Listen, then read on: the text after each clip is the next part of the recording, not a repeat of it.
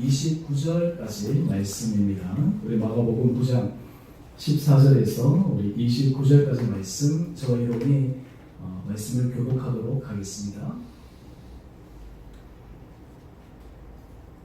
이에 그들이 제자들에게 와서 보니 큰 무리가 그들을 둘러싸고 서기관들이 그들과 더불어 변론하고 있더라. 온 무리가 곧 예수를 보고 매우 놀라며 그와 무난하거늘 예수께서 물으시되 내가 무엇을 그들과 변론하느냐? 무리 중에 하나가 대답하되 선생님 말 못하게 귀신 들린 아들을 선생님께 데려왔나이다. 귀신이 어디서든지 그를 잡으면 거꾸러져 거품을 흘리며 이를 갈며 그리고 파리해지는지라. 내가 선생님의 제자들에게 내쫓아 달라 하였으나 그들이 능히 하지 못하더이다. 대답하여 이르시되 믿음이 없는 세대여 내가 얼마나 너희와 함께 있으며 얼마나 너희에게 참으리요 그를 내게로 데려오라 하시네. 이에 데리고 오니 귀신이 예수를 보고 곧 그 아이로 심히 경련을 일으키게 하는지라. 그가 땅에 엎드러져 구르며 거품을 흘리더라. 예수께서 그 아버지에게 물으시되 언제부터 이렇게 되었느냐 하시니 이르되 어릴 때부터입니다. 귀신이 그를 죽이려고 불과 물에 자주 던졌나이다. 그러나 무엇을 하실 수 있거든 우리를 불쌍히 여기사 도와주옵소서. 예수께서 이르시되 할 수 있거든이 무슨 말이냐 믿는 자에게는 능히 하지 못할 일이 없느니라 하시니 곧 그 아이의 아버지가 소리를 질러 이르되 내가 믿나이다. 나의 믿음 없는 것을 도와주소서 하더라. 예수께서 우리가 달려와 못 믿는 것을 보시고 그 더러운 귀신을 꾸짖어 이르시되 말 못하고 못 듣는 귀신아 내가 내게 명하노니 그 아이에게서 나오고 다시 들어가지 말라 하시네. 귀신이 소리 지르며 아이로 심히 경련을 일으키게 하고 나가니 그 아이가 죽은 것 같이 되어 많은 사람이 말하기를 죽었다 하나. 예수께서 그 손을 잡아 일으키시니 이에 일어서니라. 집에 들어가심에 제자들이 조용히 묻자오되 우리는 어찌하여 능히 그 귀신을 쫓아내지 못하였나이까? 이르시되 기도 외에는 다른 것으로는 이런 종류가 나갈 수 없느니라 하시니라. 아멘. 우리 2020년 1월 두 번째 주일입니다. 하나님께서 우리에게 은혜 자리에 불러주시고 이 새해에 우리에게 은혜 가운데 기대감을 가지고 시작하시는 우리 한 해가 여러분의 성도들의 삶 가운데 주님의 은혜가 흔히 넘쳐서 우리 삶의 영역이 날마다 발전하고 성장하고 오늘 열매가 맺히게 되기를 주님 이름으로 축원합니다. 오늘 우리가 찬양 552장 우리가 함께 했는데요. 아침 해가 돋을 때 이 찬양입니다. 이 후렴구 가사를 보면 주여 나를 도우사 세월 호송 안고서 어두운 세상 지낼 때 햇빛 되게 하소서. 제가 이 부분을 또 마지막에 한번 반복해서 불렀는데요. 우리 인생을 살 때 지나간 시간을 돌이켜보면 내가 이 부분에 있어서는 세월을 좀 호송했구나. 이 부분에 있어서는 내가 참 시간을 많이 낭비했구나. 그렇게 마음과 시간을 쓰지 않아도 되는데 내가 불필요하게 그런 시간을 썼구나. 또 가만히 돌이켜보면 하나님의 도우심이 없었더라면 내가 어떻게 그 시간을 지날 수 있었을까? 우리 인생의 고백은 신앙인의 삶은 주님이 나를 도우시는 내 인생은 정말 은혜 가운데 탄탄대로가 되는 것을 고백하는 사람이 신앙인 그리스도인의 삶입니다. 그래서 우리 가운데는 늘 이런 기도의 고백이 있습니다. 여러분 모든 기도의 내용들을 한마디로 요약하면 이것입니다. 주여 나를 도우소서. 주여 나를 불쌍히 여기소서. 이것이 우리 모든 기도의 제목들입니다. 이번 신년 특별 새벽 기도에 우리 성도님들 나와서 기도하시는 모습, 송구 영신 예배 때 여러분들의 기도 제목을 적으셔서 제가 그 기도 제목들을 쭉 다 보면서 기도하고 있고 또 적어내시지 않는 분들은 또 제가 아는 기도 제목대로 제가 기도하고 있는데 하나님께서 그 모든 기도 제목들의 핵심은 주여 우리를 도우소서라고 하는 것입니다. 주여 우리를 도우셔서 우리가 이 인생 가운데 정말 햇빛된 그런 삶을 살기를 원합니다. 이것이 우리의 마음입니다. 왜 그렇습니까? 우리가 살면 살수록 우리 힘의 능력의 한계를 느끼기 때문입니다. 주님의 도움 없이는 우리는 살아갈 수 없음을 우리는 고백하기 때문입니다. 나이가 들어가면 우리의 건강은 점점 약해지고 우리가 가지고 있는 것들 우리가 하나님께서 이루어 주셨지만 또한 그런 것들 가운데 주님께서 붙들어 주시지 않으면 그것이 어떻게 될지 우리는 장담할 수 없는 그런 시대에 살아가고 있습니다. 사실 현대의 삶은 너무나 급속하게 변화되고 특히 요즘은 우리가 4차 혁명 시대, 그래서 정말 시대의 전환기적인 시점에 서 있기 때문에 우리의 삶의 이전의 패턴과 앞으로의 패턴 가운데 어떻게 이것이 변화되고 적용되어져서 우리 삶이 지속적으로 잘 갈 수 있을까? 그때 우리는 예측할 수가 없습니다. 전문가들도 예측할 수 없고 어떤 분야에서 자기가 장담할 수 있는 사람은 아무도 없습니다.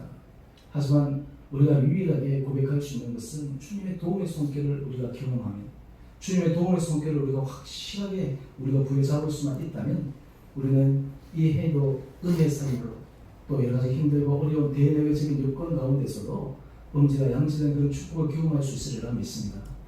우리 2020년 교회 표가 은혜로 살아가는 교회입니다. 이 안에는 우리 개인의 삶, 우리 가정, 우리 자녀, 또 우리 일터, 우리 교회, 우리 사명 이런 것들 은혜로 무럭무럭 살아가야 되는데 여기서 중요한 하나의 질문이 있습니다. 어떻게 이 은혜로 살아갈 수 있을 것인가? 라고 하는 것입니다. 단지 우리가 기대하고 소망하고 꿈만 꾸면 되는가? 라고 하는 것입니다. 오늘 그래서 이 말씀을 통해 은혜로 살아갈 수 있는 비결, 다른 말로 하면 우리의 삶 가운데 은혜로 살아가게 하시는 예수님의 능력을 어떻게 우리가 경험할 수 있겠는가? 라고 하는 것을 오늘 말씀을 통해 우리가 영적인 원리를 살펴보고자 합니다. 오늘 이 말씀을 통해 우리의 삶에 하나님께서 일부 각자에게 들려주시는 음성에 우리가 겸손하게 귀를 기울이고 다시는 우리 삶이 힘있게 믿음의 길을 걸어갈 수 있는 은혜 결단이 있기를 소망합니다. 이 예수님의 능력을 경험하는 삶, 어떻게 우리가 이 삶을 살아갈 수 있을까? 영적인 세 가지 원리를 이 시간 함께 나누고자 합니다. 먼저 첫 번째입니다. 우리 함께 같이 타이틀을 읽어보겠습니다. 시작. 우리 믿음의 모습을 살펴보아야 합니다. 여러분, 예수님의 능력을 경험하기 위해 우리들이 해야 될 가장 중요한 자세 가운데 하나는 우리 믿음의 모습을 점검해야 합니다. 믿음의 질을 다시 한번 점검해야 합니다. 믿음의 분량을 점검해야 합니다. 믿음의 양을 점검해야 합니다. 오늘 본문의 배경은 이러합니다. 예수님께서 제자들 가운데 베드로와 야고보와 요한 세 명을 데리고 변화산에 올라가셔서 변화산의 사건이 있은 후 산에서 내려오셨는데 제자들과 무리 사이에 웅성웅성하는 소리를 듣고 있습니다. 그 웅성하는 이유를 가만히 들여다보니까 지금 예수님의 제자들에게 말 못한 귀신 들린 아이를 둔 부모가 찾아와서 우리 아이를 고쳐주십시오 라고 부탁하고 있는데 제자들이 여러 가지 방법으로 했겠죠. 기도도 하기도 하고 또 그리고 외치기도 하고 다양한 방법을 썼을 텐데 고치지를 못하고 있는 상황이었습니다. 그러니까 이 무리들 가운데서 웅성웅성거림이 일어나고 또 그리고 아니 어떻게 예수님의 제자들 많은 능력에 있던 제자들이 또 이럴 수 있나 라고 하는 그런 다양한 이야기를 오가고 있는 혼잡한 상황 가운데 예수님께서 내려오셔서 그 장면에서 임하는 것이 바로 오늘 본문의 배경입니다. 오늘 지금 마가복음 9장 18절 말씀을 보니까 이 부모들은 자기의 자녀, 특별히 이 말 못하는 귀신이 들린 이 아이를 데려와서 고쳐달라라고 하는데 제일 박한 마음으로 지금 제자들에게 부탁하고 있는데 예수님께 이렇게 하소연하고 있습니다. 지금 귀신이 어디서든지 그를 잡으면 거꾸로 저 거꾸로 흘리며 이를 가며 발휘하고 있는데 우리가 도저히 다른 방법을 온갖 수단과 방법을 동원해서 이 자녀를 고치고자 했지만 안 되었어. 어쩌면 마지막 수단일지 모르는 마지막 방법일지 모르는 예수님의 제자들에게 내쫓아달라고 부탁을 했는데 그 다음이 중요한 거예요. 끝에 한번 보세요. 그들이 능히 하지 못하더이다. 기대는 있었는데 하지 못했다는 거예요. 제자들이 할 수 있는 능력이 없는 것이 아니라 할 수 있는 여러 가지 많은 표적과 기사를 들었는데 정작 내 아이의 문제는 해결하지 못한다 라고 하는 것을 지금 하소연하고 있습니다. 우리가 이 장면을 얼핏 보면 예수님의 제자들이 귀신을 쫓아낼 수 있는 능력이 부족하거나 주님께서 그런 권능을 주지 않아서 이런 일이 일어나지 않았겠는가 라고 우리가 생각할 수 있는데 실제로는 그렇지 않습니다. 이전 마가복음 6장 7절을 보시면 예수님께서 12제자를 부르셔서 둘씩 짝지어 보내십니다. 보내실 때 그냥 보내신 것이 아니고 더러운 귀신을 제어하는 권능을 주셨습니다. 예수님께서 하신 그 권능을 제자들도 할 수 있도록 예수님께서 제자들에게 주셨어요. 그리고 실제로 이 권능을 받고 제자들이 나갔는데 마가복음 6장 12절 13절 말씀을 보니까 그들이 예수님께서 말씀하신 것처럼 회개의 복음을 선포하고 그리고 주님께서 주신 그 권능으로 많은 귀신을 쫓아내고 많은 병자에게 기름을 발라 고쳤던 이적의 기사들이 있었습니다. 오늘 이 마가복음 9장 이전의 사건에서는 제자들이 귀신도 쫓아내고 병자도 낫게 하고 하는 그런 기적을 행했던 그런 제자들이었습니다. 그런데 오늘 정작 중요한 정말 이 순간 어떤 의미에서 이 말 못한 귀신들이 그 부모 입장에서 너무 절박한 마음으로 다가왔는데 지금 제자들이 이 귀신 들린 아이를 고치지 못하고 있는 것이었습니다. 왜 그럴까요? 바로 이 사건은 예수님께서 이 제자들에게 그들의 현재의 믿음의 상태를 점검해 보기를 원하는 바로 순간이었습니다. 여러분, 우리가 삶을 살아갈 때마다 우리가 하나님 앞에서 우리가 믿음의 점검을 해야 될 때가 있습니다. 타명을 주실 때가 있습니다. 여러 가지 사건들을 통해서 내 믿음의 정도를 확인해야 될 때가 있습니다. 때로는 우리가 정말 승승장구하는 것도 하나님의 은혜이기도 하지만 때로는 우리 인생에 하나님께서 쉼표를 주실 때 그 쉼표 가운데서 우리의 믿음을 점검해 보는 것이 굉장히 필요합니다. 학교에서 말씀을 보면 이스라엘 백성들이 바벨론에서 포로로 돌아와 하나님께서 이스라엘 백성들이 하나님 기뻐하시는 거룩한 전을 지으라고 하십니다. 그런데 그들에게는 처음에는 그 짓기를 원하고 하나님의 기뻐하심을 하겠다라고 하는데 이게 진천되지 않는 것이에요. 그때 학교 선지자를 통해서 하나님께서 하신 말씀입니다. 학계 1장 6절 말씀입니다. 내가 많이 뿌릴지라도 수확이 적으며 먹을지라도 배부르지 못하며 마실지라도 흡족하지 못하며 입어도 따뜻하지 못하며 일꾼이 싹을 받아도 그것을 구멍 뚫어진 정대무험이 되느니라. 다른 말로 하면 지금 그들의 믿음의 상태에 대해서 학계가 지적하고 있습니다. 그러면서 하나님께서 학계 선지자를 통해서 이스라엘 백성들에게 하신 말씀은 이러합니다. 학계 1장 4절 말씀인데요. 우리 다 같이 함께 읽어보겠습니다. 시작. 그러므로 이제 만군의 여호와가 이같이 말하노니 너희는 너희의 행위를 살필지니라. 아멘. 여러분, 우리가 예수님의 능력을 드리기 위해 주님께서 우리에게 원하시는 영적인 논리 가운데 하나는 우리의 행위를 살피는 것입니다. 우리가 2020년 이 한 해를 은혜 가운데 기대감으로 시작하는데 2019년 뿐만 아니라 이전에 살아왔던 우리의 삶의 모습, 어떤 삶의 자세로, 어떤 삶의 중심으로, 어떤 태도로, 어떤 식으로 살아왔는지 우리의 행위를 살펴보는 믿음을 점검하는 시간이 있어야 합니다. 그것을 가지고서는 이전의 모습이 변화되지 않고 이전의 모습을 그대로 가지고서는 하나님께서 우리들에게 2020년도에 새로운 은혜를 허락하여 주시고 부어주시는 것은 어렵기 때문입니다. 뿐만 아니라 학교에서 1장 7절 말씀 보면 이 말씀을 하나님은 반복해서 다시 이스라엘 백성들에게 말씀하십니다. 만군의 여호와가 말하노니 너희는 자기의 행위를 살필지니라. 여러분, 우리들 마음속에 모든 사람들이 예수님의 능력을 경험하기를 원합니다. 하나님, 우리 개인적으로 우리의 건강 문제도 그렇고 우리 자녀 문제 또 우리 일터 모든 것 가운데 정말 예수님이 함께 하셔서 내가 능력을 경험하기를 원합니다. 주님이 하셔서 정말 주님이 도우셨다라고 하는 이런 간증을 내가 선포하기를 원합니다. 라는 이런 간절한 기대들이 있는데 그 전에 우리가 해야 될 것은 바로 우리의 행위를 살펴보는 것입니다. 우리의 지난날에 우리의 모습을 하나님 앞에 교만한 모습으로 성찰하는 것입니다. 이것을 다른 말로 하면 회개라고 할 수도 있습니다. 하나님 앞에 우리의 모습을 정직하고 진실하게 드러내는 것입니다. 숨기는 것이 아니라 감추는 것이 아니라 다 드러내는 것입니다. 그럴 때 하나님께서 우리에게 새로운 문을 열어주시기 때문입니다. 여러분, 2019년 그리고 지난 시간 살아올 때 여러분의 믿음의 모습은 어떠했습니까? 우리의 시간을 우리는 어떻게 믿음으로 활용했습니까?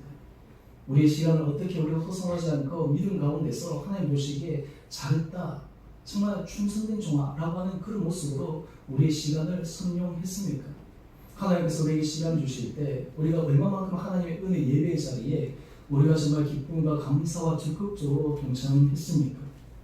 하나님께서 우리에게 물질을 주셨는데 우리 이 물질을 가지고 얼마만큼 하나님이 기뻐하시는 곳에 이 물질을 사용했습니까? 하나님 앞에 드려야 될 것을 하나님 앞에 드리고 나눠야 될 것을 나누고 하나님께서 우리에게 마음에 거룩한 도전과 부담을 주실 때 그것을 기쁜 마음으로 자원하는 마음으로 얼만큼 우리에게 물질의 쓰임이 있었습니까? 예전에 어느 한 신학자는 그렇게 얘기를 합니다. 사람이 진정으로 회개를 하려면 자기 돈주머니, 지갑을 회개하지 않고서는 진정으로 회개하는 것이 아니다. 특별히 우리가 현대시대의 삶을 살아가면서 우리가 돈을 어디에 쓰느냐, 돈을 어디에 우리가 하나님 앞에 나누고 드리느냐는 우리 신앙을 점검하는 중요한 바로미터가 되기도 합니다. 또한 뿐만 아닙니다. 우리 지나간 시간 가운데 우리가 믿음 안에 있다고 하지만 우리의 언어의 습관은 어떠했습니까? 우리가 하나님의 말씀을 잘한다고 하면서 우리 입술로 정말 믿음의 언어를 선포했습니까? 하나님의 말씀대로 순종하며 살아가는 우리의 삶의 행동은 어떠했습니까?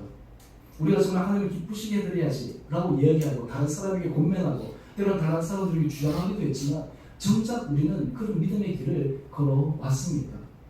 무엇보다 우리가 작년에 지금의 삶을 돌이켜봤을 때 제가 신년특별세례 기도의 제일 마지막 날 사명에 대해서 말씀을 드릴 때 예수님께서 우리에게 맡기신 지상 사명에 대해서 말씀을 드렸는데 우리의 삶은 정말 한 영혼을 구원하기 위해 얼마만큼 우리의 믿음에 도전을 했는가.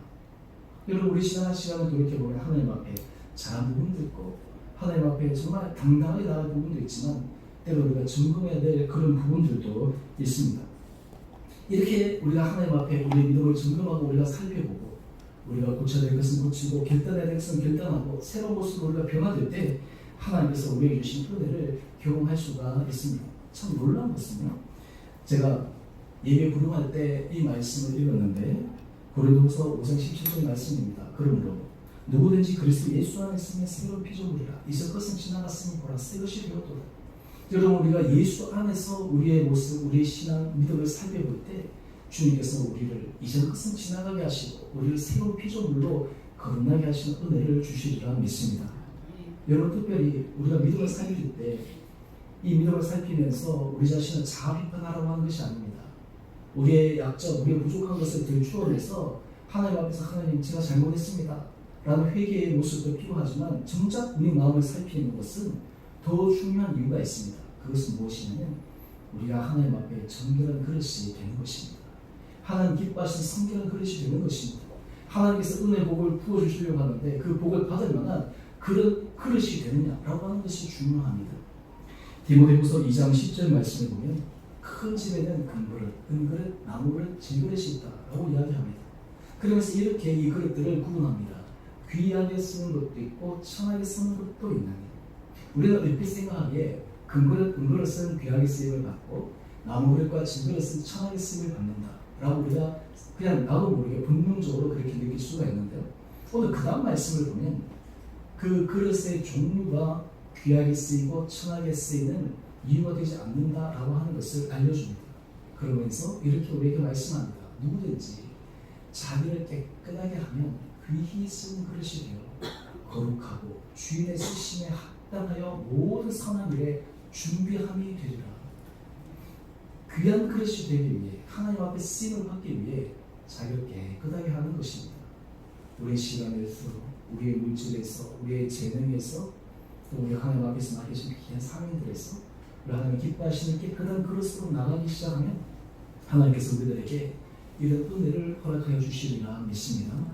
제가 바라기는 2020년 우리가 처음 시작할 때 우리 온 성도들에게 정말 예수 그리스도 안에서 이전 것은 지나가고 우리의 믿음의 상태, 믿음의 모습을 재점검하면서 하나님 주시는 새로운 피조물로 거듭난 은혜를 경험할 수 있게 되기를 주님의 이름으로 축원드립니다. 제가 다음 주 제가 오늘 교회 성경에도 얘기하고 다음 주 광고도 하겠지만 제가 다음 주 월요일에서 수요일까지 또 기도를 한번 가려고 그래요. 제가 12월 달도 갔다 왔는데 제가 이번 달 제가 갈까 계속 기도하는데 하나님께서 가야 되겠다라고 하는 이런 강한 부담을 주셨어요. 제가 작년에 사실 기도를 갈 때 여러 가지 기도 제목들이 있었습니다. 문제 해결해야 될 부분들도 있었고요. 하나님 앞에 질문해야 될 여러 가지 부분들도 있었고 근데 작년 12월과 올해는 좀 다릅니다. 하나님께서 어떻게 하면 이 한 해를 은혜 가운데 자라게 하시고 하나님을 기대하고 그 하나님의 능력을 내가 소망하면서 정말 하나님 앞에 정말 간절히 이 동력들을 혼성들의 삶에 어떻게 하면 임할 수 있을까? 하나님께서 그런 마음을 제한테 허락하시면서 기도 자료를 부르세요.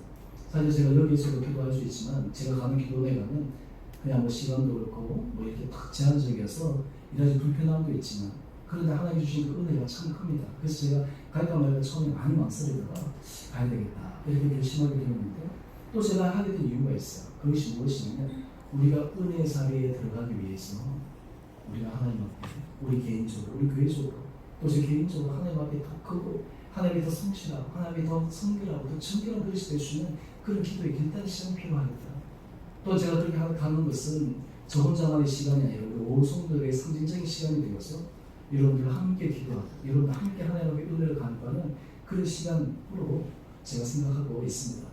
여러분 우리가 2020년 첫 시작할 때 우리 믿음의 상태를 살펴보아야 됩니다. 우리가 이전에 모습 우리가 정말 생포도주가 새 불에 담아야 되는데 기존의 모습을 가지고 하나님의 은혜를 사모하고 기대할 수는 없습니다. 끊어내야 될 것은 끊어내야 됩니다. 버려야 될 것은 버려야 됩니다. 조정해야 될 것은 조정해야 됩니다.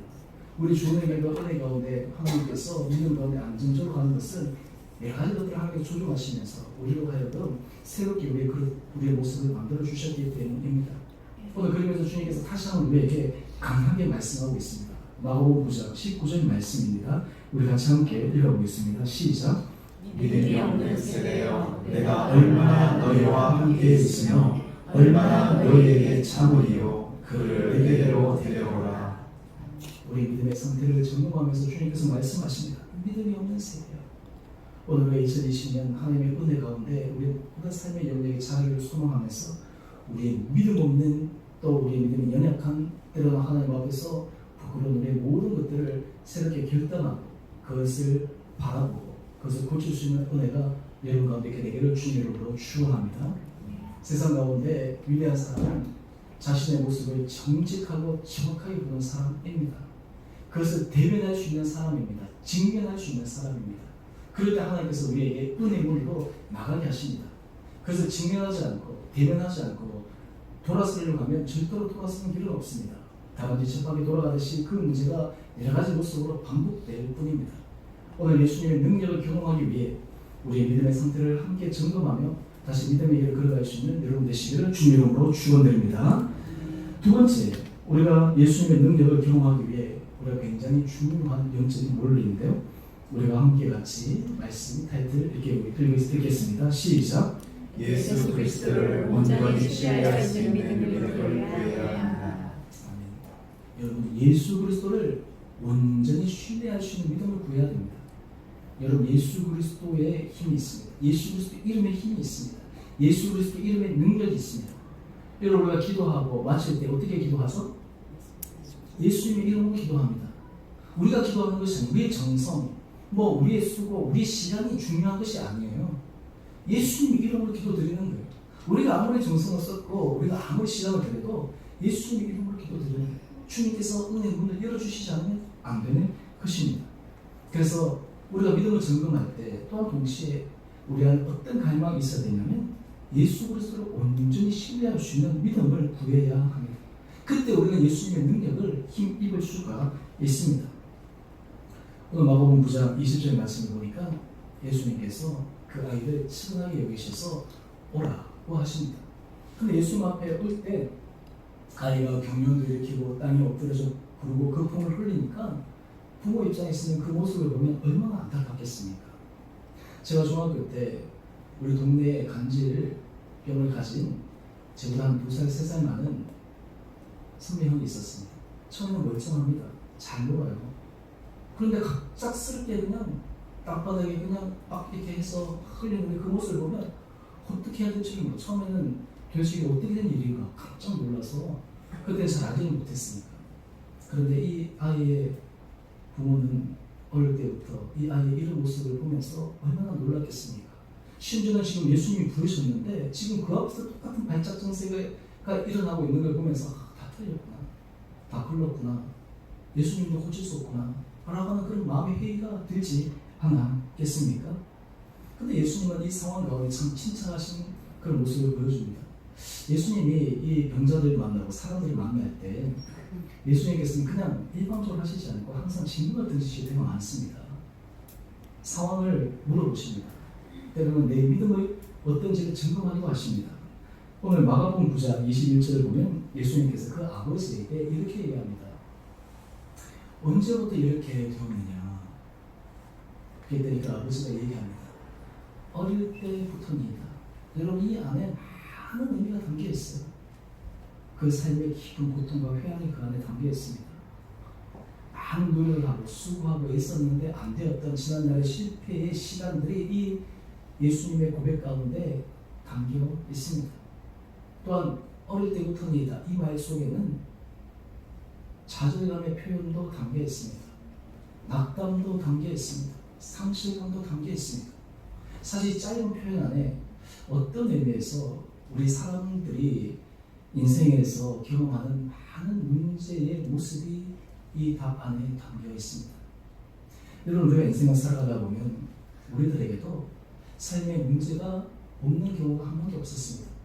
늘 끊임없는 문제가 우리를 괴롭혔습니다. 어떤 문제는 고질적인 문제여서 그것이 오랜 시간 동안 우리에게 인생의 큰 짐이 되기도 했습니다. 어떤 사람은 죄의 문제로, 어떤 사람은 절망의 문제로, 어떤 사람은 허무의 문제로, 불안의 문제로, 요즘 현대인들에게 많이 있는 우울증의 문제로, 어떤 사람들은 실패할까 두려움에 대한 문제로, 어떤 사람들은 상실에 대한 문제로, 고통에 대한 문제로, 육체 고통과 신적인 고통이라는 것을 다 포함해서 이런 것이 한 번, 두 번 일어나면 고칠 수 있겠구나 라는 희망을 가지는데, 이것이 한 번, 두 번, 1년, 2년, 10년 이렇게 지나고 나면 이것이 만성화되어져 버리면 그냥 그것이 당연히 그런 것인 줄 알고 받아들이게 됩니다. 체념하게 됩니다. 포기하게 됩니다. 그러면서 이 아버지의 고백, 그 다음 고백을 한번 보십시오. 마가복음 9장 22절 말씀인데요. 귀신이 그를 죽이려고 불과 물에 자주 던졌나이다. 이 아이의 문제는 말 못하는 것뿐만 아니라 귀신이 그를 죽이려고까지 여러 번 시도를 했다라고 하는 거예요. 부모 입장에서 자녀가 죽으려고 시도하는 것보다 더 부모의 마음을 아프고 괴롭게 하는 것이 어디 있겠습니까? 우리 주변에 보면 자살, 이런 여러 가지 사건들이 있는데요. 사실 자살하면 자살하는 사람뿐만 아니라 그 남아있는 가족들이 얼마나 큰 고통을 겪는지 모릅니다. 자녀들도 마찬가지고, 또 그리고 자녀를 잃은 부모들도 마찬가지고, 친정의 친척들도 마찬가지고, 이 부모의 그 심정은 이루 헤아릴 수가 없는 것이에요. 그런데 이 부모는 지금 제자들에게 부탁했는데도 고쳐지지도 않고, 심지어 예수님 부르셨는데도 아이가 여전히 이전에 그 모습 그대로를 보이니까 절망하고 있습니다. 그러면서 이렇게 얘기를 합니다. 그러나 참 중요하긴 한데 무엇을 하실 수 있거든 우리를 불쌍히 여기사 도와주옵소서. 저는 이 아버지의 이 고백을 저는 10분 이해할 수 있습니다. 우리는 왜 이렇게 믿음이 없지? 이렇게 얘기할 수가 없습니다. 우리도 아마 이 아버지 입장이 되었다면 어쩌면 예수님 앞에서 이렇게 얘기할 수 있었을 것입니다. 무엇을 하실 수 있거든. 여러분, 우리가 신앙생활을 하고 믿음생활을 할 때 우리도 이와 같은 고백을 할 때가 참 많이 있습니다. 우리가 왜 예수님께 간구하고 기도하고 은혜의 자리에 나가지 않을까요? 하나님께서 한 번에 문제를 해결해 주시면 참 좋은데, 오래된 우리의 숙제와 문제가 지속적으로 해결되지 않고 그것이 우리를 괴롭히고 힘들게 하고 때로 낙담하기 때문에 그러합니다. 이 아버지처럼 무엇을 할 수 있거든. 정말 신뢰 같은 희망을 가지기는 가지는데 온전한 믿음을 보여주지는 못하고 있어요. 이 믿음을 다른 말로 표현하면 반신반의의 믿음이라고 할까요? 한편으로는 일어날 수 있을 것 같기도 하고 한편으로는 안 될 것 같기도 하고, 반신반의의 믿음. 여러분, 우리 인생을 살아갈 때 많은 사람들이 이 반신반의의 믿음을 가지고 살아갈 때가 많이 있습니다. 이 반신반의의 믿음이 많은 사람들이 보편적인 믿음의 모습으로 받아들여지기도 합니다. 그런데 주님께서 원하시는 것은 반신반의의 믿음을 원하시지 않습니다. 오늘 바로 이 말씀을 들은 예수님께서 이 아버지에게 하신 말씀을 보시기 바랍니다. 우리 마가복음 9장 23절 말씀입니다. 시작. 예수께서 이르시되 할 수 있거든이 무슨 말이냐? 믿는 자에게는 능히 하지 못할 일이 없느니라 하시니, 예수님께서는 문제 해결의 출발점이 무엇이냐면 바로 믿음에서부터 있다라고 하면서 지적하고 있는 거예요. 반신반의의 믿음을 가지고서는 이 문제 해결될 수 없다라고 하는 거예요. 지금까지는 어떻게 왔을지 모르겠지만 지금 결정적인 터닝 포인트가 되는 이 순간에서도 반신반의의 믿음을 가지면 기적의 역사를 경험할 수 없다라고 하는 것을 지금 일러주고 있습니다. 그러면서 할 수 있거든이 무슨 말이냐? 예수님의 안타까운 마음을 우리는 들어야 합니다. 오늘 이 말씀을 예수님이 이 귀신 들린 아이에게만 들려주시겠습니까? 어쩌면 우리들에게도 하시는 말씀이지 않겠습니까? 할 수 있거든이 무슨 말이냐? 우리의 삶 가운데 주님 할 수 있거든 나를 불쌍히 여겨 주십시오. 이런 기도의 모습들이 얼마나 우리에게 많이 있습니까? 근데 주님께서 우리에게 들려주시는 말씀이에요. 할 수 있거든이 무슨 말이냐? 여러분 우리의 삶에 있어서 우리가 이런 반신반의의 믿음을 가지고 삶을 살아갈 때 예수 그리스도의 온전한 능력을 들기가 어렵습니다. 2020년 우리가 은혜로 살아가는 교회, 우리의 개인, 우리의 가정, 우리의 일터, 우리 교회, 우리의 사명 이러는데 은혜로 살아가기를 벅찬 기대와 소망을 가지고 있지만 우리 마음속에 할 수 있거든 주님 역사해 주십시오. 이런 반신반의의 믿음으로 하나님 은혜의 자리에 간구하고 나가기를 주님께서 원하시지 않습니다. 주님께서 우리에게 원하시는 것은 믿는 자에게는 능히 하지 못할 일이 없느니라. 여기서 믿는 자라고 하는 것은 자기 신념을 얘기하는 것이 아닙니다. 자기의 확신을 얘기하는 것이 아닙니다. 자기 스스로 쇠뇌시켜서 얘기하는 그런 의미가 아닙니다. 여기서 믿는 자라고 하는 것은 예수 그리스도를 온전히 신뢰하는 그 믿음을 가지길 원하는 것입니다. 저는 바라기는 2020년 이 한 해 우리 온 성도들이 환경을 보시지 마시고 상황을 보시지 마시고 일어나는 사건 가운데 우리 마음이 뺏기는 것이 아니라 예수 그리스도를 바라봄으로 주님께서 주시는 온전한 믿음이 우리의 삶에 깊게 뿌리내리게 되기를 주님의 이름으로 축원드립니다. 이것이 우리로 하여금 은혜로 살아가야 하는 놀라운 영적인 비결입니다. 그래서 요한 1서 5장 4절은 이렇게 우리에게 다시 한번 공명하고 있습니다. 우리 이 말씀 우리 같이 한 목소리로 읽어보겠습니다. 시작. 무릇 하나님께로부터 난 자마다 세상을 이기느니라. 세상을 이기는 승리는 이것이니 우리의 믿음이니라. 아멘. 여러분 우리가 세상을 이기고 우리의 삶의 문제를 극복하고 은혜로 살아갈 수 있는 것은 하나님 앞에 우리에게 주신 믿음입니다. 여러분 이 믿음의 세계에 밋밋해지고 믿음의 세계에 우리의 마음이 열리기 시작하면 우리 안에 하나님 주신 은혜를 더 사모하게 되고 그것을 기대하고 힘있게 전진해 줄 수 있는 힘이 있습니다. 여러분 그런데 참 재밌는 것은요, 이렇게 주님께서 말씀하셨을 때 이 아버지가 어떻게 반응하고 있을까요? 우리 마가복음 9장 24절 말씀 한번 보시죠. 예수님께서 이렇게 강하게 말씀하셨는데 제가 보니까 이 아이의 아버지는 복받을 마음을 가지고 있어요. 어떤 마음이냐면 한번 보십시오. 곧이 참 중요해요. 즉시라는데요. 그 아이의 아버지가 소리를 질러 이르되 내가 믿나이다. 나의 믿음 없는 것을 도와주소서 하더라. 이 아이의 아버지가 복받을 마음을 가지고 있어요. 하나님의 기적을 경험할 수 있는 중요한 포인트에 있었다라고 하는 것을 우리는 확인할 수 있습니다. 많은 사람은 하나님께서 우리에게 은혜 능력을 부어주시기 원하는 그 순간 할 수 있거든요. 무슨 말이냐, 믿는 자에게 능치 못할 일이 없느니라 말씀하시는데 그때 우리가 변명할 때가 있습니다. 이것 때문에 변명할 때가 있어요. 내가 이렇게 하려고 했는데 이것이 안 되고 저것이 안 되고. 그런데 오늘 이 아이 아버지의 말을 한번 보십시오. 내가 믿나이다. 나의 믿음 없는 것을 도와주소서. 여러분 우리가 예수 그리스도를 신뢰할 때 우리 힘으로 신뢰할 수 있습니까? 우리 힘으로 믿을 수 있습니까? 주님께서 우리에게 믿음 주셔야 되는 거예요. 우리에게 은혜 주셔야 되는 거예요. 이 아이의 아버지의 그 믿음이 우리의 믿음의 고백이 되기를 원합니다. 이런 사람들에게 있어서 참 중요한 것은 그 사람이 성장할 수 있을까? 그 사람이 발전할 수 있을까? 라고 하는 것을 보는 가장 중요한 바로미터는 그 사람의 인생 가운데 자기의 부족함을 고백하고 새로운 변화를 위해 시도하는가? 라고 하는 거예요. 새로운 결단하는가? 라고 하는 거예요. 내 믿음 없는 것을 도와달라고 다시 예수님께 간청하면서 변화 앞에 나가는 것입니다. 우리가 신앙생활에 있어서 우리가 이런 모습을 가지는 것이 참 중요합니다. 우리가 삶을 살아갈 때 하나님께서 여러 가지 다양한 방법으로 우리들에게 변화를 촉구하는 사건들이 있습니다. 그런데 그 변화를 촉구하셔도 우리 마음이 둔하고 우리 마음이 아둔하고 미련하면 계속 우리 방식대로 가는 거예요. 오늘 이 아이 아버지가 예수님의 대화 속에 자기가 지금까지 가지고 있던 낭만, 자기가 지금까지 갖고 있던 절망, 이런 것들을 얘기한다고 해서 문제가 해결되겠습니까? 해결되는 것이 아니에요. 즉시 예수님께 나의 믿음 없으면 도와주십시오. 내가 부족했습니다. 주님, 저희를 긍휼히 여겨주십시오. 이런 고백이 그로 하여금 예수님 놀라운 은혜의 능력을 경험하게 할 수 있는 시초가 출발점이 되었다라고 하는 것입니다. 여러분, 우리 삶 가운데 예수 그리스도 믿는다라고 하는 것은 이런 길다의 고백들이 날마다 있어야 돼요. 여러분, 우리가 하나님의 은혜를 받기 위해서는 하나님께서 우리가 말씀하실 때 우리 마음을 열고 계속 나가야 돼요. 우리가 구약에 보면 하나님께서 이스라엘 백성들에게 지속적으로 하신 말씀이 있습니다.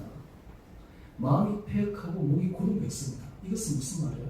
하나님께서 말씀하셔도 듣지를 않는 거예요. 하나님께서 환경을 통해서 지속적으로 계속해서 사인을 주고 있는데 자기 길대로 가는 거예요. 나는 내 방식대로 하겠습니다. 끝까지 가는 거예요.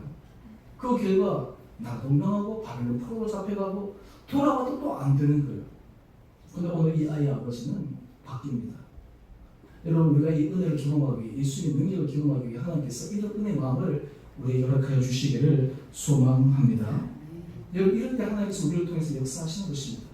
우리가 2020년 우리 온 성도들이 정말 믿음 안에서 우리 삶의 영역이 아름답게 자라나기 위해서 이런 마음을 가지는 것입니다. 여러분, 이 마음이 겸손한 마음입니다. 이 마음이 온유한 마음입니다. 겸손한 마음은 하나님 앞에 우리의 믿음 없음을 고백하는 거예요.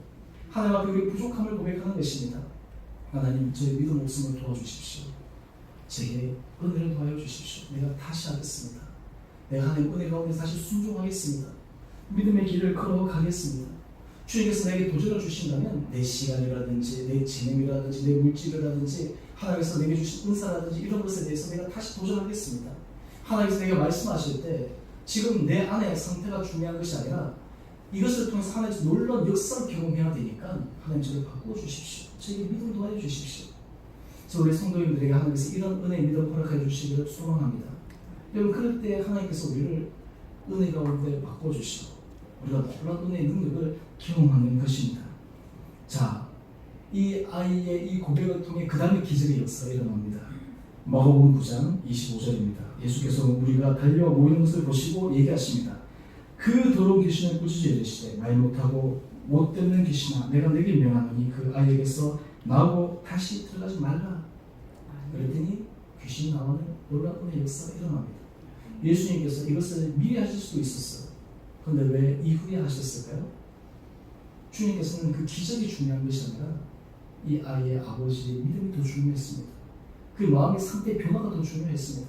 우리는 많은 경우에 실제적인 사건, 실제적인 현상의 변화에 우리의 관심에 초점을 갖추기 원하지만 주님께서 우리에게 원하시는 것은 우리 내면의 믿음의 모습이 변화되기를 원하는 거예요. 믿음의 분량이 커져가기를 원하는 거예요. 믿음의 확신 가운데 하나님을 서기를 원하는 거예요. 오늘 두 번째 타이틀처럼 우리가 2020년도에는 예수 그리스도를 온전히 신뢰할 수 있는 믿음이 여러분 가운데 있게 되기를 주님 이름으로 축원드립니다. 그렇다면 우리가 이 예수 그리스도의 온전한 예수 그리스도의 신뢰, 예수 그리스도의 온전한 믿음을 가지기 위해 주님께서 또 우리에게 원하시는 것이 있습니다. 우리 세 번째 포인트인데요. 온전한 기도로 예수님의 능력을 사모하라 라고 하는 것입니다. 이제 이런 모든 일이 다 끝나고 난 다음에 제자들이 조용히 예수님께 찾아와서 질문합니다. 요즘 얘기하면 영업 비밀을 가르쳐달라는 거죠. 우리는 못했는데 어떻게 예수님은 했습니까? 그 말 속에는 또 무엇이 담겨 있습니까? 우리가 실패하고 우리 못했는데 어떻게 하면 우리가 앞으로 잘할 수 있겠습니까? 이전처럼 우리가 주님께서 우리 주신 그 권능을 잘 활용할 수 있겠습니까? 라고 하는 그런 마음이 있는 거예요. 참 제자들이 귀해요. 이 제자들의 모습이 우리들에게 주는 교훈도 굉장히 큽니다. 우리가 사실 실패를 통해서 우리는 자랍니다. 실수를 통해서 우리가 성장합니다. 인생에서 실수하지 않고 실패하지 않고 좌절하지 않고 잘할 수 있는 한계가 있지만 때로는 실수할 수 있고 실패할 수 있고 넘어질 수 있지만 그것이 중요한 것이 아니라 그것을 통해 우리가 배우고 깨닫고 새롭고 수정하는 큰 은혜 자리로 나갈 수 있습니다. 오늘 이 사건을 통해 제자들은 정말 하나님께서 역사하시는 놀라운 영적인 은혜의 원리를 배우기를 원했습니다. 그래서 마가복음 9장 28절 말씀 한번 보시죠. 제자들이 조용히 와서 묻습니다. 우리가 어찌해서 내게 그 귀신을 쫓아내지 못하였나이까? 저는 이 질문하는 것을 보면서 정말 이 사건이 너무 우리에게 귀하다. 제자들이 만약에 성공했으면 우리가 이 말씀 못 들었을 텐데 실패했기 때문에 우리가 이 원리를 우리가 알 수 있지 않나 라는 거예요. 실패했기 때문에 참 감사한, 실패도 감사한 것이죠. 그때 예수님께서 분명하고 확실한 것으로 말씀하십니다. 우리 마가복음 9장 29절 말씀입니다. 우리 다 같이 한 목소리로 읽어보겠습니다. 시작. 이르시되 기도 외에는 다른 곳으로는 이런 종류가 나갈 수 없느니라 하시니라.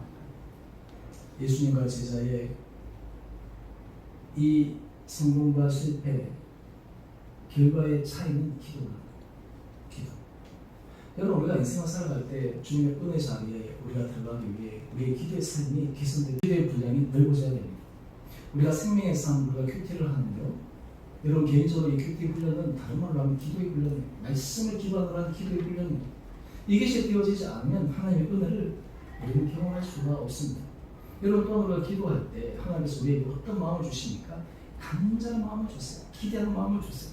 그래서 시편 107편 9절 말씀을 보면 이렇게 주님께서 말씀하십니다. 우리 같이 함께 읽어보겠습니다. 시작. 그가 사모하는 영혼에게 만족을 주시며 주인 영혼에게 좋은 것으로 채워주시리로다. 아멘. 여러분, 인생에 문제가 해결될 수 있는 only way, 유일한 길은 예수 그리스도이십니다.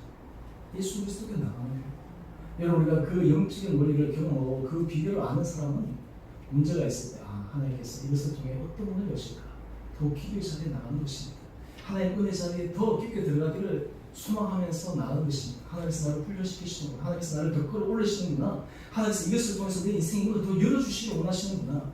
내 인생이 그냥 지금같이 있었으면 그대로 그냥 머물러 있었을 텐데 하나님께서 쉐이킹 흔들어가지고 나로 하여금 이 자리에서 박차고 일어나도록 만드시는구나.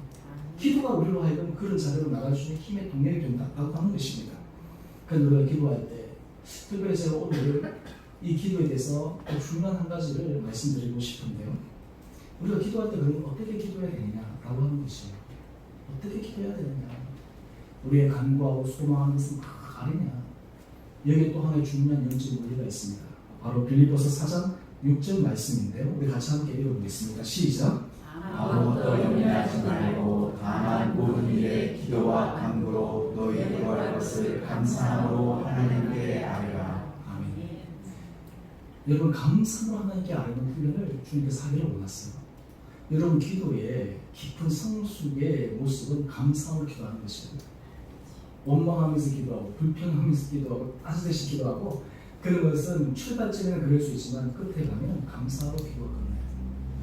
감사로 기도가 끝날 때 하나님께서 우리에게 놀라운 은혜 문을 열어주시는 것입니다. 여러분, 이 감사는 영적인 문을 여는 놀라운 비결입니다. 또한 감사는 우리로 하여금 우리의 삶을 행복하게 살아갈 수 있는 비결입니다. 여러분, 이 감사는 훈련이에요. 우리가 평상시에 감사 훈련을 하지 못하면 기도할 때도 감사로 기도하기가 어려워요. 저는 2020년 은혜로 살아가는 교회에 제가 이 표를 정하고 우리 모든 성도들이 어떻게 하면 이 길로 나갈 수 있을까? 그 가운데 중요한 영적인 하나의 습관, 하나의 변화점은 바로 감사함이 우리 가운데 넘쳐야 되는 거예요. 그래서 제가 이 감사 노트를 이렇게 적은 거예요. 저도 지금 보면 이게 쭉 다 적었죠. 저도 해서 이게 또 다 적는데 이 감사 노트를 쭉 적어가는 거예요. 여러분, 이 감사 노트는 영적인 원리만 열어주는 것이 아니에요. 임상 경험을 통해서 이 감사가 얼마나 큰지 우리에게 알려줍니다.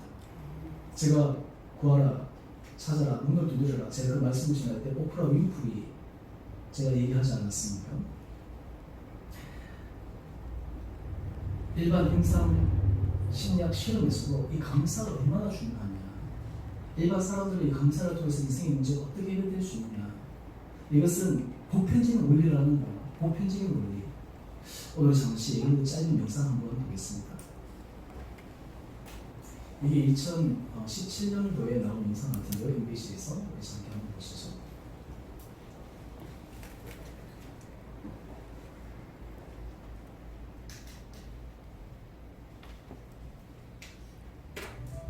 인터넷을 참여한 411명을 대상으로 잠시만, 다시 한번. 가지 감사한 일을 찾아서 쓰겠는데요. 처음으로 다시. 네. 지난해 미국의 긍정 심리학자들이 행복감을 늘리는 방법에 대한 실험을 했습니다. 인터넷을 참여한 411명을 대상으로 하루 3가지 감사한 일을 찾아서 쓰게 했는데요. 이것은 참가자들을 매우 행복하게 만들었습니다. Writing down 3 things that went well today and why they went well, we believe it re-educates attention to the positive. So normally our attention is disproportionately devoted to the negative. The Pleistocene brain is built to worry. It's built to focus on the things that are going wrong. 단 일주일 동안 썼을 뿐인데 참가자들 중 우울증을 앓은 사람들은 우울 증세가 급격히 감소했고요. 동시에 행복감이 크게 증가했습니다. 그런 과제를 충실하게 수행한 사람들한테 그 우울증이 줄어들고 그리고 행복감이 증가되는데 그 행복감은 일시적인 게 아니라 저희가 6개월 뒤에 측정을 했을 때도 단지 처음에 과제가 끝났을 때 그 수준을 넘어서서 그 행복감이 계속해서 증가하고 있었어요. 이 자유명상인데요. 여러분 여기 보면 굉장히 중요한 하나의 그 말이 있는데 그 핵심 내용인데요. 이 말이 나와요. The brain is built to worry. 우리 머리는 염려하는 쪽으로 딱 구성되어 있다는 거예요. 부정적인 쪽으로, 네거티브한 쪽으로 되어 있다는 거예요. 여기서 바꿀 수 있는 원리가 감사라는 거예요. 여러분 이것은 우리의 삶을 하나님 앞에서 행복하게 만드는 일반 심리학적인 비결일 뿐만 아니라 우리가 기도할 때도 감사함으로 기도할 때 하나님께서 우리 인생의 문을 활짝 열어주신 은혜를 경험하리라 믿습니다. 성숙한 기도는 감사함으로 기도하는 것이에요. 감사함으로 하나님 앞에 기도하고 나갈 때 하나님께서 우리의 인생의 문을 정말 감사의 제목으로 가득 차게 하시는 그 은혜를 경험하리라 믿습니다. 우리가 2020년에 한 해 동안 여기 쫙 있는데요. 저는 우리 온 성도님들이 정말 이 감사의 노트가 가득 채워져서 연말에는 우리 온 성도들이 다 상 받았으면 좋겠어요. 이번 우리 특세 때 딱 시작했는데 처음부터 끝까지 다 받으시더라고요. 다 하시더라고요. 여러분 이 은혜의 자리에 여러분들이 함께 동참하시기를 원합니다. 우리가 마지막 말씀인데요. 시편 65편 11절 12절 말씀인데 이 말씀은 이제 한 목사님이 저한테 주신 말씀이에요. 우리 작년에 우리 교회에 헌금하는 목사님인데 우리 우재훈 목사님인데 저한테 이 말씀을 우리 목사님 제가 기도합니다. 우리 같이 함께 읽어볼까요? 시작. 주의 은혜로 하늘을 씌우시니 주의 길에는 기름방울이 떨어지며 들의 수장에도 떨어지니 작은 산들이 기쁨으로 이를 뛰어나이다. 아멘. 여러분 우리가 하나님의 은혜 가운데 우리가 감사하고 나갈 때 주의 은혜로 이 한 해가 놀라운 축복으로 채워주는 은혜가 여러분 가운데 있게 되기를 주님 이름으로 축원합니다. 여러분 이것을 통해 우리가 예수의 능력을 경험하는 한 해가 되기를 소망합니다. 이것을 통해 우리의 모든 삶의 영역이 믿음 가운데 아름답게 자라가기를 소망하며 다시 한번 우리가 힘있게 믿음 가운데 전진할 수 있는 은혜의 결단들이 여러분 가운데 있게 되기를 주님 이름으로 축원드립니다. 우리 이 시간 함께 546장 우리 찬송가 우리 1절만 하겠습니다.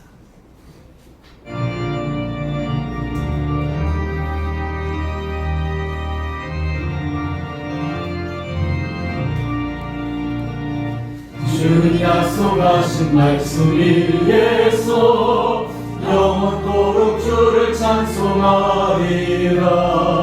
소리 높여 주께 영광 돌리며 약속 믿고 굳게 서리라. 굳게 서리 영원하신 말씀 위에 굳게 서리 굳게 서리 그 말씀 위에 굳게 서리 영원하시다 굳게 서리 영원하신 말씀 위에 굳게 서리 굳게 서리 그 말씀 위에 굳게 서리라. 우리 사랑해 주님 참으로 감사합니다. 우리 2020년 한 해 우리 모든 삶의 영역이 은혜 가운데 자라기를 소망하며 특별히 그러기 위해 예수의 능력을 경험하기를 원합니다.